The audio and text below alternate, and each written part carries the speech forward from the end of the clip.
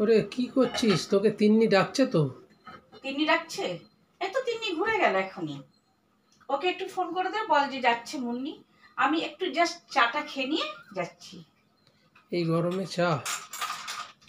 আরে গরমের চা ঠিকই, এটা তো আলাদা চা রে। এটা কি দেখতে পাচ্ছিস সাথে? কই দেখি। আইস, আইস টি। আইস টি করবো এই গরমে। আমার মতন যারা টি লাভার্স আছো তাদেরকে বলছি, বন্ধুরা তোমরাও শোনো সবাই, এই গরমে চা খেতে যদি ইচ্ছে না করে তাহলে আমার মতো আইস টি বানিয়ে নেবে। তার জন্য কি করতে হবে, এখানে আইসের টুকরো দিলে। এবার আমি চা বানিয়ে নিয়েছি আগের থেকেই। এই চায়ের লিকার দিয়ে একটু চিনি দিয়ে, তোমরা চিনির পরিবর্তে মধুও দিতে পারো। আর দেবে একটু মৌরি, কারণ মৌরিটা শরীরটা ঠান্ডা রাখে, যা গরম পড়েছে এর জন্যে। তো আমি চা দিয়ে, চিনি দিয়ে, মৌরি দিয়ে চাটা ফুটিয়ে নিয়েছি। এবার আমি ঢেলে দিলাম। দেখো,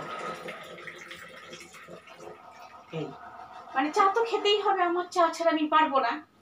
তার মধ্যে দিয়ে দিচ্ছি এক টুকরো পাতিলেবু, আর দিচ্ছি এক টুকরো কাঁচা লঙ্কা, আর দিচ্ছি পুদিনা পাতা। তবে জানো তো বন্ধুরা, পুদিনা পাতাটা না একটু কিরকম শুকিয়ে গেছে। টাটকা পুদিনা হলে খুব ভালো হয়, মানে টেস্টটা আরও ভালো হয়। তো যাই হোক, আমি এই পুদিনাগুলোই দিলাম, কোনো ব্যাপার না। হয়ে গেলে ঘেটে দিলাম একটু চামচ দিয়ে। এবার একে আরেকটু সৌন্দর্য বাড়ানোর জন্য, এবার যাতে নিজে একটু এনার্জিটা পাই, তার জন্য একটু ওপরে এক চিলতে লেবু দিয়ে দিলাম, পাতিলেবু। ব্যাস হয়ে গেল গরমে ঠান্ডা ঠান্ডা কুলকুল টি, আইস টি। আমি একটু খেয়ে দেখাচ্ছি। ও, বিশ্বাস করে বন্ধুরা, খুব রোদের থেকে এলে বা কাজকর্ম করছো, তখন বসে জাস্ট এরকম একটা টি বানিয়ে নেবে, এক কাপ খেয়ে নেবে, এনার্জি আবার ফিরে পাবে। তো চলো দেখতে থাকো, সঙ্গে থাকো, চ্যানেলটাকে সাবস্ক্রাইব করবে। টাটা।